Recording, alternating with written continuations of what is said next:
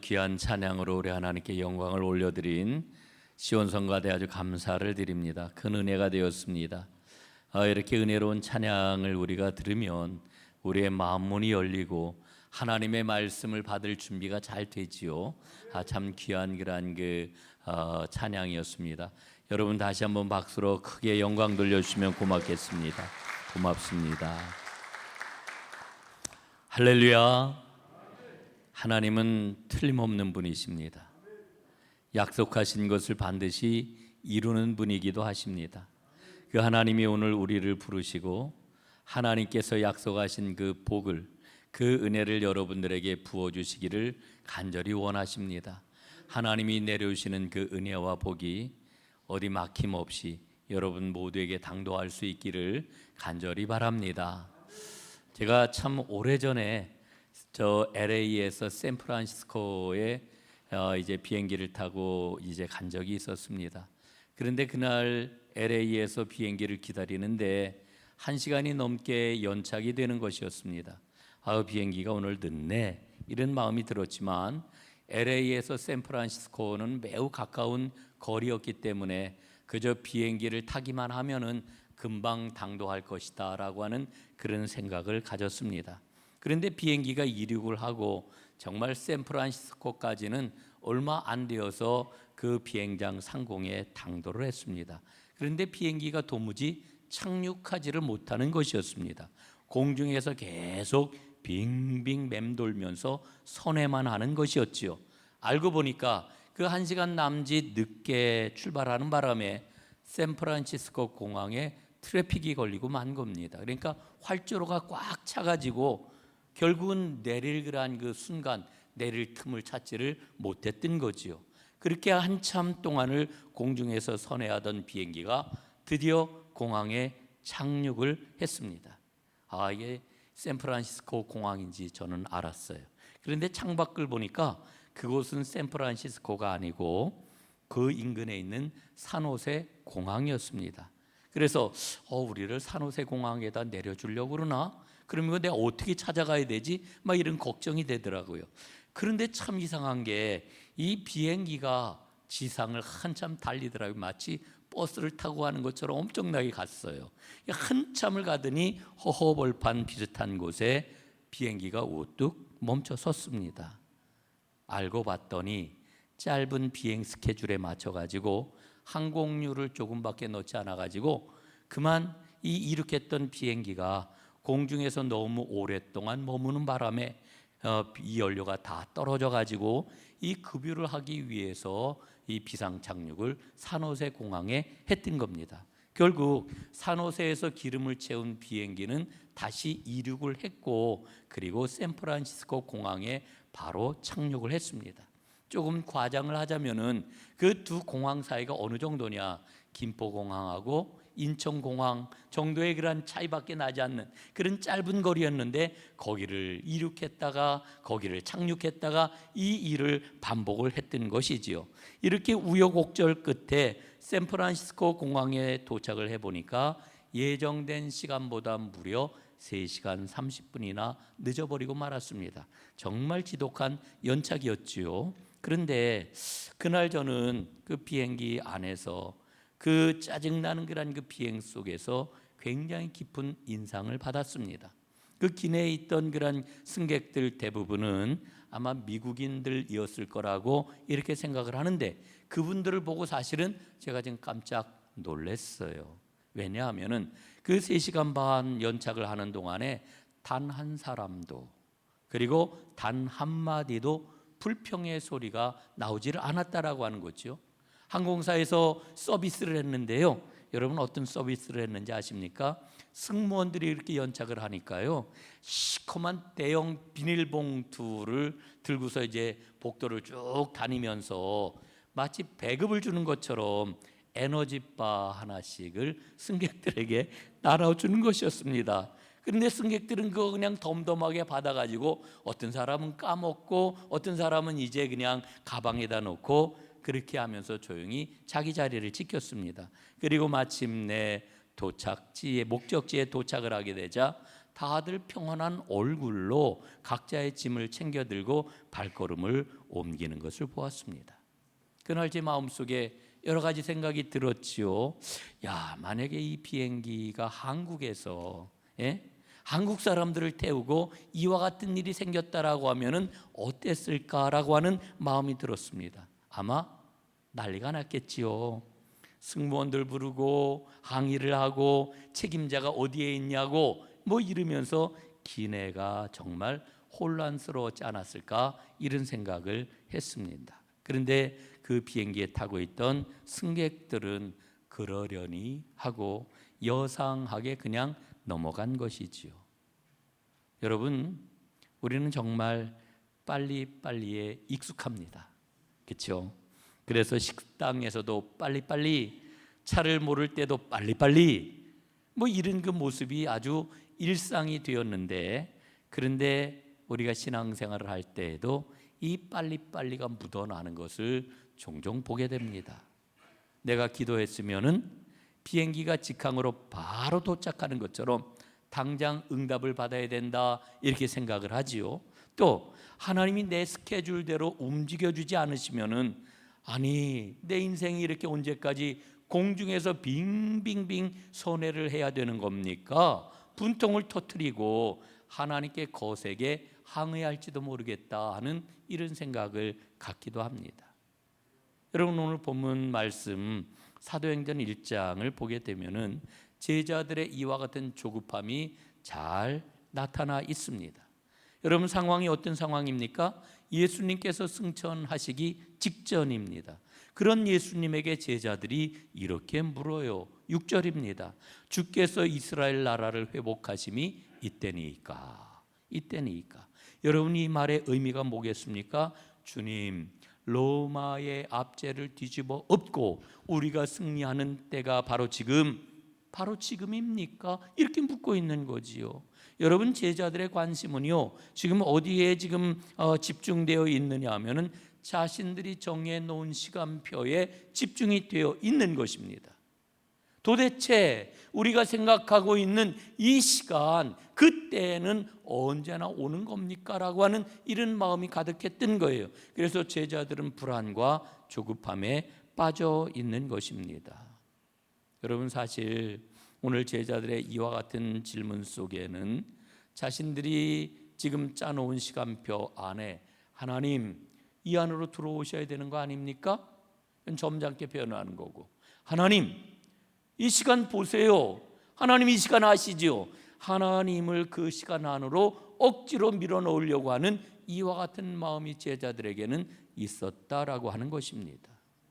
여러분, 오늘 제자들의 이와 같은 모습을 보면서 오늘 우리의 신앙을 한번 생각을 해보아요. 우리도 이와 비슷하지 않을까? 여러분, 우리에겐 참으로 많은 문제들이 있죠. 어려움이 있지요. 그럴 때 우리는 하나님께 이야기합니다. 하나님, 이 문제가 언제까지입니까? 이 문제 언제 풀어주실 겁니까? 우리 아들의 문제, 우리 자녀의 문제, 내 사업의 문제, 내 어려운 이 문제, 내 질병의 문제, 하나님 어떻게 하실 겁니까? 여러분, 그러나 이런 그 간절함을 가지고 하나님 앞에 우리가 기도하거나 이야기를 드릴 때 그게 얼마나 간절한 믿음의 그런 그 상황이겠습니까? 그러나 다시 한번 실상을 좀 깊이 들여다보게 되면은 하나님을 내가 간절히 원하는 시간 안으로 하나님을 자꾸만 이렇게 끌어다봐 잠기려고 하는 자기 중심적인 그런 그 신앙의 모습이 이 안에 있는 것이지요. 그런 제자들을 향해서 오늘 예수님께서는 단호하게 말씀을 합니다. 7절에 보니까 이렇게 일러주어요. 때와 시기는 아버지께서 자기의 권한에 두셨으니 너희가 알 바 아니요. 여러분, 예수님이 오늘 이렇게 단호하게 말씀하시는 이 말씀의 내용은 무엇이겠습니까? 너희가 기다리는 기다림의 방향을 바꾸어라, 이렇게 말씀하시는 거예요. 기다림의 방향을 바꾸어라, 이렇게 말씀하시는 거예요. 여러분, 이 말씀은 사실 어떻게 보면 책망하는 말씀처럼 들을 수도 있습니다만은 예수님이 책망하시는 말씀이 아닙니다. 시간의 주권은 하나님께 있다. 그러니 너희 조급함을 내려놓아라 이렇게 권면하고 계시는 거죠.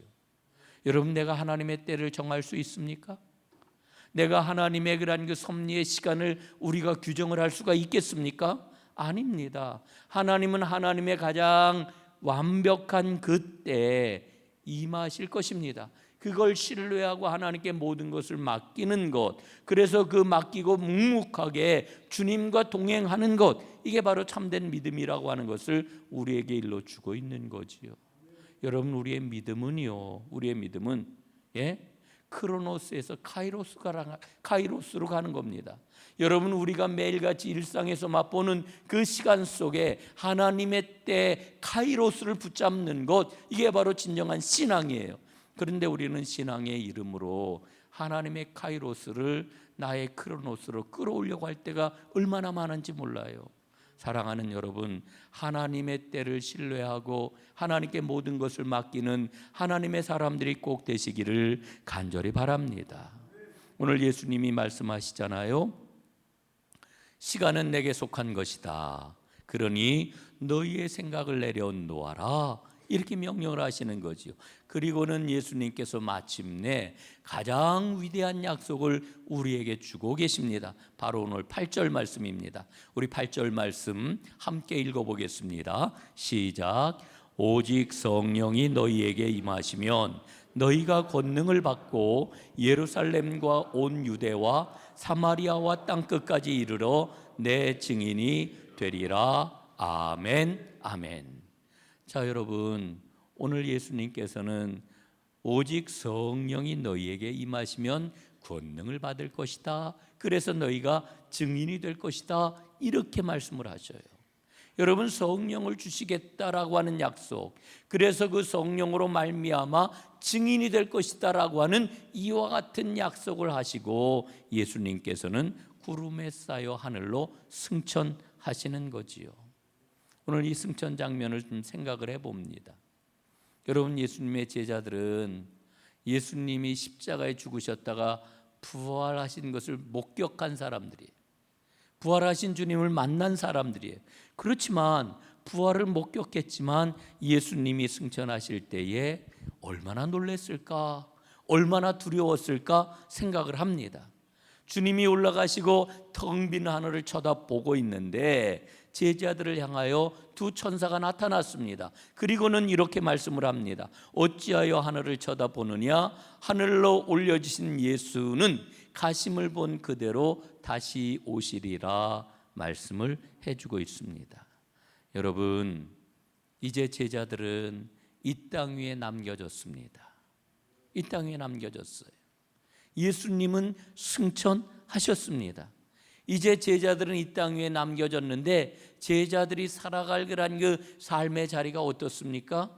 모든 것이 형통하고 모든 것이 잘 되고 모든 것이 술술술술 풀리는 이와 같은 순조로운 그런 그 삶이 그들을 기다리고 있는 게 아니라 제자들의 삶에는 큰 핍박과 어려움이 기다리고 있는 거지요.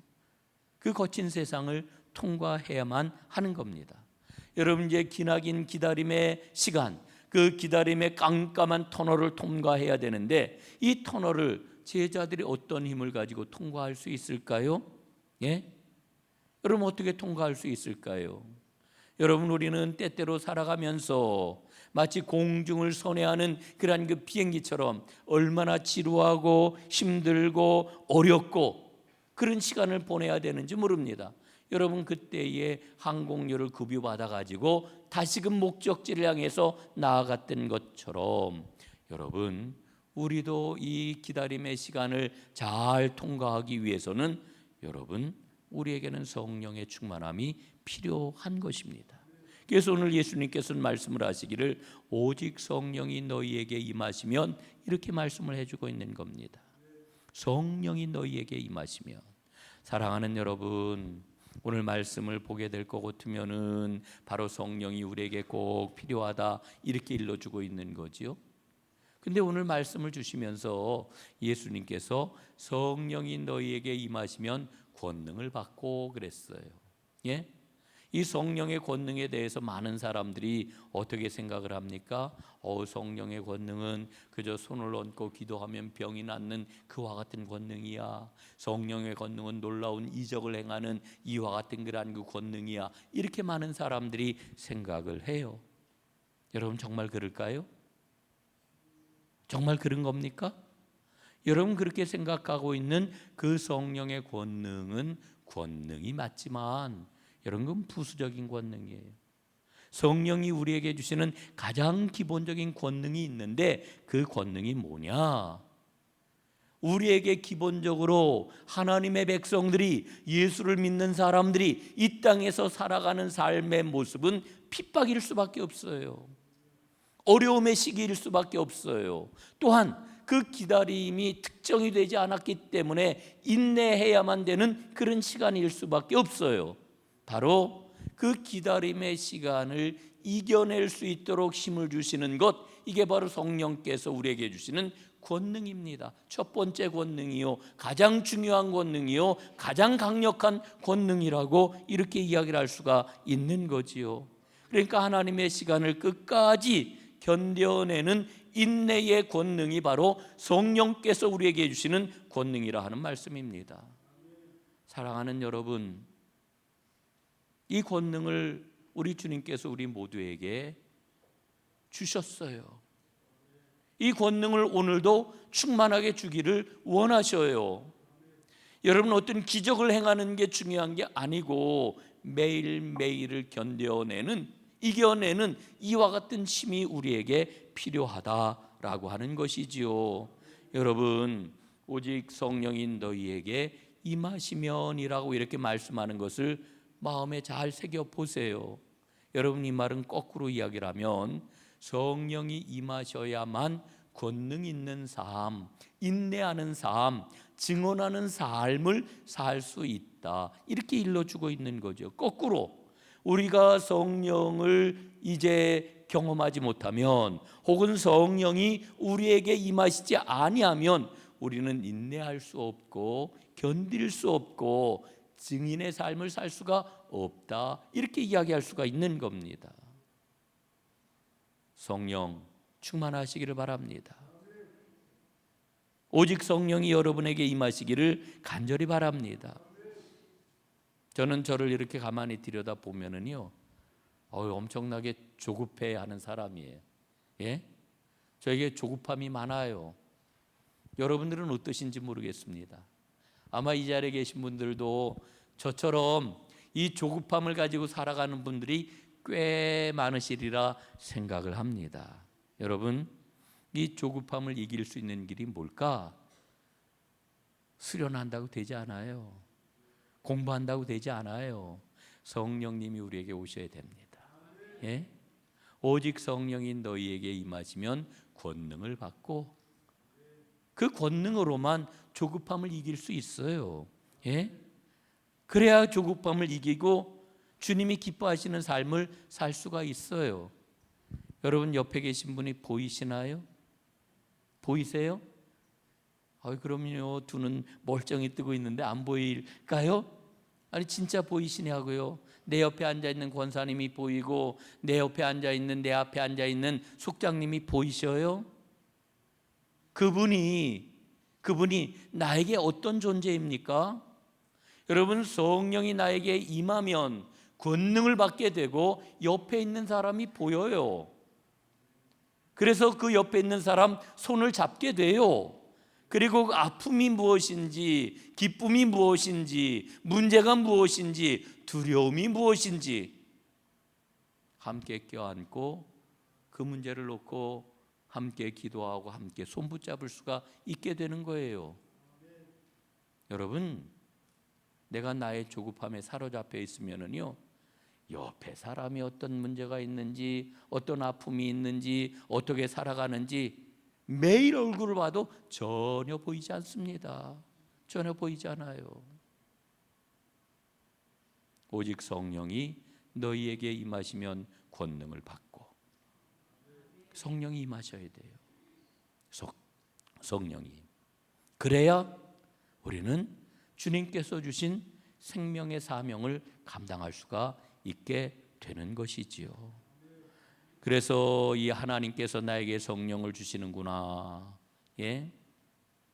이걸 깨달은 사람은 더 이상 멍하니 하늘만 바라보는 게 아니에요. 여러분, 옛날부터 우리 기독교 신앙을 비판하는 사람들이 있었는데 지금도 있어요. 내일도 있을 거예요. 그 사람들은 언제나 있어요. 그런데 이 기독교 신앙인 그리스도인들을 비판하는 사람들은 뭐라고 이야기를 했느냐 하면은, 이 예수 믿는 사람들은 현실을 도피하는 비겁한 사람들이야, 나약한 겁쟁이들이야, 이렇게 이야기를 해왔어요. 정말 크게 오해한 것이죠. 여러분, 예수 믿는 사람들은 철저하게 현실주의자들입니다. 하나님의 영광을 위해서 우리가 살아가잖아요. 여러분, 하나님의 영광이 어디에서 표현됩니까? 하나님의 영광은 우리의 현실에서 표현되는 거예요. 무슨 하늘에 하나님의 영광이 드러나는 거 아니고요. 우리가 살아가고 있는 매일매일의 삶의 현실에서 하나님의 영광이 표현되는 거예요. 예? 우리의 삶을 통해서 저 사람은 하나님과 함께하는 사람이네. 저 사람을 보니까 하나님이 살아계시네. 이게 하나님의 영광이 드러나고 표현되는 거예요. 우리는 철저하게 현실주의자들입니다. 예? 현실을 떠나서 사는 사람이 아니라 현실 속에서 하나님의 살아계심을 드러내는 사람들이라고 하는 거지요. 여러분, 오늘도 보면은 예수님이 승천하시는 것을 본 이 제자들이 지금 마가의 다락방으로 모여들잖아요. 예? 그러면서 하나님의 그 영광이 자신들의 삶의 현실 가운데 드러나기를 소망하면서 기도를 하잖아요. 여러분, 여기에 모여든 사람이 120명으로 이렇게 알려지고 있는데, 여기에 모여든 사람들을 한번 보세요. 예? 베드로와 요한과 야고보 같은 위대한 사도 12명들만 모여 있는 게 아니었어요. 사실 이 12명도 위대한 사람이라고 이야기할 수 없지요. 전부 예수님을 부인하고 심지어는 저주하고 도망했던 사람들 아닙니까? 그리고 그 자리에 모여있던 사람들은 당시 사회에서 철저하게 소외되고 무시당하던 연약한 여인들 아니었습니까? 그리고 예수님의 아우들이 있었다고 그랬는데, 사실은 예수님의 아우들은 명함도 내밀면 안 되는 사람이라고 하는 생각이 저는 옛날에 있었어요. 왜냐하면 생전에 예수님이 하나님 나라 공생의 사역을 하실 때 예수님을 보고 미쳤다고 조롱하면서 예수님 붙잡으러 왔던 게 그 식구들 아니에요. 예? 그러니까 그 자리에 모여있는 120명의 사람들의 면면을 보게 되면 온갖 가지 부족감과 부끄러움을 가득 담고 있던 이런 사람들이었어요.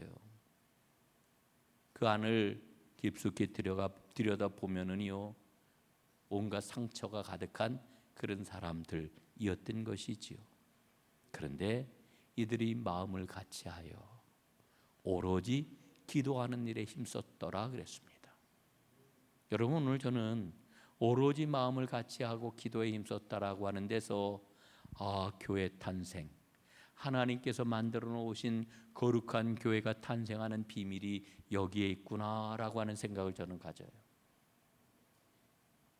여러분, 교회는요, 상처투성이 사람들이 모인 곳입니다. 잘난 사람들만 모인 게 아니고 온갖 가지 사람들이 모여서 그 상처를 다 내려놓고 마음을 같이하여 손을 붙잡고 하나님의 은혜를 구하며 기도하는 곳, 이게 바로 교회입니다. 하나님께서는 그런 교회, 그런 공동체를 외면하지 아니하시고 그들이 기도에 전념하였을 때에 하늘 문을 여시고 성령을 그들에게 충만하게 부어주심으로 마침내 이 땅의 교회가 탄생하게 된 것이지요. 여러분, 오늘 그 말씀을 우리에게 주고 있는 것입니다.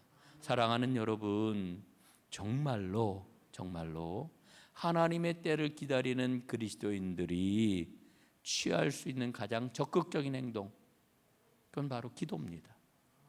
기도예요. 예? 가장 분명한 행동, 이게 기도입니다. 여러분, 주님 앞에 진실로 기도하셔서 하나님이 기도할 때 우리에게 어떻게 성령으로 역사하시는지 이 이야기가 우리 가운데 가득가득해졌으면 참 좋겠습니다. 여러분, 성령님은요, 다다음 주에 우리가 다시 한번 살펴보겠습니다마는 어떤 대단한 자격을 갖춘 영적인 엘리트 몇 명에게 성령이 임하였던 게 아니에요. 연약함을 용납하고 마음을 같이하여 눈물로 기도하는 그 사람들, 평범한 사람들, 보잘것없는 사람들 120명 모두에게 차별 없이 불꽃처럼 임하였던 것이 바로 성령이에요. 이게 바로 성령이 탄생시킨 교회의 진짜 권능이에요. 여러분, 우리 교회에 자랑거리들이 많아질 수 있기를 간절히 바랍니다. 예? 세상적으로도. 그런데 놀라운 것은 교회의 진짜 권능은 그런 많은 자랑거리만 거기에만 있는 게 아니고 모든 사람들이 다 와서 주 안에서 하나 되는 거예요. 예. 여러분, 우리 모두에게는 생각이 있어요. 우리가 내리는 판단도 있어요. 그리고 우리의 계획도 있어요. 이 모든 것을 받쳐주는 풍성한 경험도 있고 지식도 있어요. 예. 그런데 주 안에서 이 모든 걸 내려놓는 거예요. 내려놓는 거예요. 내 생각을 내려놓고 내 판단을 내려놓고 나의 경험을 내려놓고 나의 계획을 내려놓고 제가 이렇게 말씀을 드리면은 맞아. 아유, 아무개 권사 얼마나 고집불통인지 내려놔야 돼. 예? 그 사람이 딱 떠올라. 여러분, 그 사람 떠오르는 거 생각하지 마시고요. 내가 내려놔야 된다니까. 내가 내려놔야 됩니다. 내가 딴 사람이 아니라 나 이광섭이 내려놔야 되는 거예요. 내 생각을, 내 판단을 다른 사람 생각하지 마세요. 예? 그래야 진정한 교회가 될 수가 있어요. 그렇게 우리가 우리의 모든 것을 내려놓고 주님의 은혜 가운데 손을 붙잡을 때 우리 은총예습 전농교회는 2000년 전 마가의 다락방에 임하였던 성령의 충만한 역사가 임하는 능력 있는 공동체가 될 줄로 분명 믿습니다. 사랑하는 여러분, 우리는 지금 다시 이 땅에 오시마 약속하신 주님의 약속을 바라보며 서 있습니다. 우리 믿음의 정체성이에요. 많은 사람들하고 대화를 하다 보면은요, 우리의 믿음을 어떻게 규정하냐 하면은 오늘 나에게 있는 어려운 문제, 어떤 과제, 풀어야 될 그런 그 숙제, 이런 것들이 해결받는 게 믿음이라고 생각을 해요. 그러나 하나님이 우리에게 덤으로 주셔요. 하나님의 백성들 반드시 하나님은 돌아보셔요. 그러나 여러분, 우리의 믿음의 본령은 어디에 있느냐? 다시 오시마 약속하신 주님을 바라보고 그 주님이 오실 때 이루어질 그 하나님 나라를 소망하며 오늘도 내일도 믿음의 발걸음을 한 걸음 또 한 걸음 옮기는 것, 이게 우리 믿음의 본령이에요. 그 믿음의 본령을 걸어가는 하나님의 백성들 하나님 외면하지 아니하시고 돌보신다니까요. 그러면서 말씀하신다니까요. 염려하지 말아라, 놀라지 말아라, 내가 너와 함께 함이니라. 사랑하는 여러분, 오늘 말씀과는 조금 거리가 있는 것처럼 보이지만은 우리는 하나님께서 맡겨주신 사역을 다 감당하고 있지요. 교회 안에서 우리는 각 기관에 혹은 각 부서에 혹은 각 속회에 뭐 여러 가지 이제 그 영역에서 우리가 하나님의 일을 감당을 합니다. 때로는 조금 더 큰 규모의 교회 연합 활동에 참여하기도 합니다. 그런데 이 일이 어떻습니까? 쉬워요? 어려워요. 어렵고 힘들고 벅찰 때가 얼마나 많은지 몰라요. 그럼에도 불구하고 그 일을 감당하는 이유가 어디에 있습니까? 그 일이 바로 생명의 복음을 전하는 일이기 때문에, 만약에 내가 그렇게 힘쓰고 땀 흘리며 애쓰고 있는 그 일이 생명의 복음을 전하는 일이 아니라고 하면은 그 일을 할 필요가 없죠. 뭐하러 해요? 할 필요 없어요. 생명의 복음을 전하는 일이기 때문에 어려워도 힘들어도 감당하는 거예요. 사랑하는 여러분, 우리는 생명의 복음을 전하도록 증인으로 부름을 받았습니다. 주님께서 오늘 약속을 하시기를 그 일을 제대로 수행을 할 수 있도록 성령 충만하게 권능을 부어주시겠다 말씀을 하십니다. 여러분, 그 충만함을 위해서 우리 함께 기도해야지요. 여러분 한 분 한 분 기도하여 성령으로 권능을 받는 하나님의 사람들 되시기를 주님의 이름으로 축복합니다. 그리고 우리 공동체, 은총의 숲 전농교회 공동체, 우리 모든 하나님의 사람들이 그렇게 하나님 앞에 간절히 기도해서 성령의 권능을 받는 공동체가 될 수 있기를 주님의 이름으로 축복합니다. 기도하겠습니다. 살아계신 아버지 하나님, 감사합니다.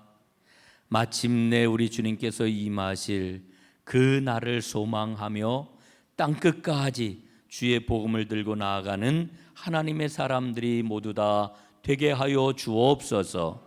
하나님, 성령을 받지 아니하고는 우리가 권능 있는 하나님의 사람이 될 수 없사오니 하늘 문을 여시고 엎드린 하나님의 백성들에게 성령의 권능을 부어 주옵소서. 우리 은총의 숲 전농교회 공동체가 성령으로 충만한 공동체, 권능의 공동체가 되게 하셔서 생명의 복음을 힘있게 전하고 이 땅 위에 생명을 살리는 귀한 사역을 잘 감당케 하여 주옵소서. 예수님의 이름으로 기도드리옵나이다. 아멘.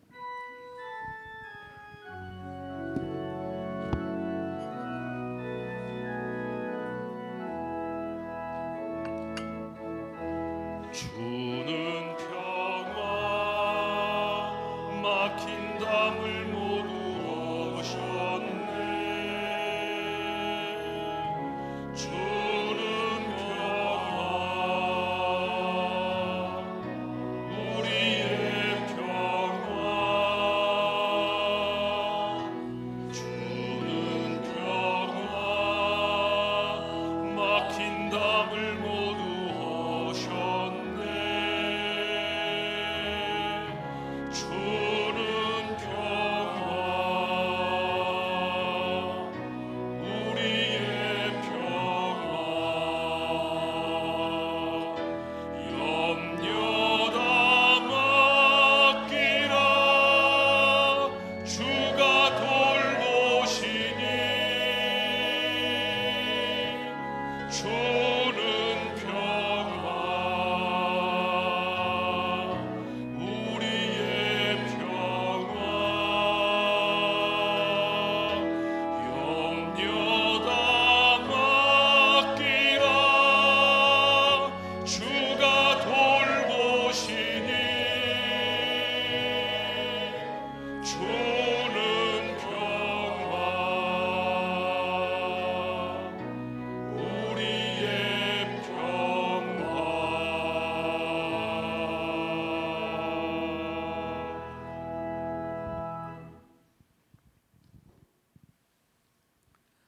이제는 우리 주 예수 그리스도의 크신 은혜와 하나님 아버지의 끝이 없고 놀라우신 그 사랑하심과 성령님의 감화, 감동, 위로, 교통하심이 이제 말씀을 마음에 품고 주님 앞에 성령으로 충만하여 권능 받는 자로 살아가기를 소원하는 하나님의 모든 사람들 위에와 그 가정 위에, 일터 위에, 저들의 사업체 위에, 그리고 이 나라 대한민국과 이 민족 위에 영원히 함께 주옵시기를 축원하옵나이다.